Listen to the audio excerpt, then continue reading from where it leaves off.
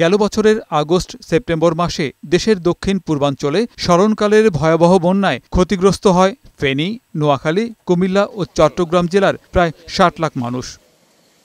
বুধবার রাজধানীর তেজগাঁওয়ে প্রধান উপদেষ্টার কার্যালয়ে বন্যায় ক্ষতিগ্রস্ত ৩০০ পরিবারের মাঝে আশ্রয়ণ প্রকল্পের ঘরের চাবি তুলে দিতে আয়োজন করা হয় এই অনুষ্ঠানের। ৪ জেলা থেকে ক্ষতিগ্রস্ত পরিবারের সদস্যরা ভার্চুয়ালি যুক্ত হন। অনুষ্ঠানে তাদের হাতে ঘরের প্রতীকী চাবি তুলে দেন স্থানীয় জেলা প্রশাসক ও সশস্ত্র বাহিনীর ঊর্ধ্বতনরা। সবকিছু হারিয়ে সরকারের পক্ষ থেকে ঘর পাওয়ায় আবেগাপ্লুত হয়ে পড়েন অনেকে। আপনারা যে ঘর তৈরি করে দিয়েছেন সে ঘর যেন আমার আশার অবলম্বন হয়। যে ঘর দিছে এই ঘর পাওয়াতে যে আমাদের বিশেষ করে আমার অনুরোধ উপকার হয়েছে যে আমার সামনে বিগত ২০-৩০ বছর ঘরের কোনো চিন্তাই করতে হবে না।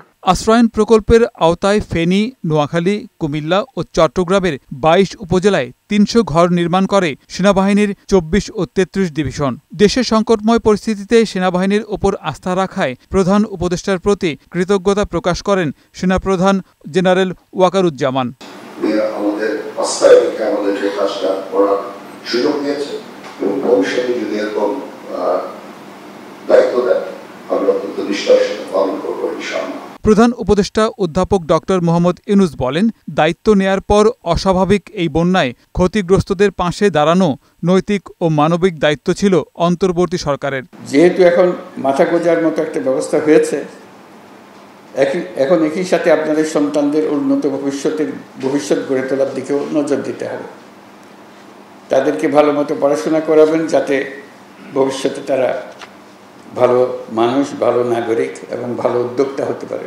ডক্টর ইউনূস বলেন, প্রকল্প ছোট হলেও দেশের সংকটে সম্মিলিতভাবে এ কাজের উদ্যোগ দৃষ্টান্ত স্থাপন করেছে। দেশের মানুষ আপনাদের পাশে দাঁড়িয়ে যে সাহস জুগিয়েছে সেই সাহস সবসময় মনের মধ্যে ধারণ করবেন এবং দেশের মানুষ আপনাদের সঙ্গেই থাকবে। এই সহমর্মিতা দেশের সকল মানুষের মধ্যে এবং সকল প্রজন্মের মধ্যে ছড়িয়ে পড়লেই আমরা একটা সাহসী এবং স্বনির্ভর জাতি হিসেবে গড়ে উঠতে পারব। প্রকল্পে ৫০ কোটি টাকা বরাদ্দ হলেও অর্ধেক খরচেই তা সম্পন্ন করায় সেনাবাহিনী সহ সংশ্লিষ্ট সকলের প্রতি ধন্যবাদ জ্ঞাপন করেন প্রধান উপদেষ্টা। গোলাম মোর্শেদ, বৈশাখী সংবাদ, ঢাকা।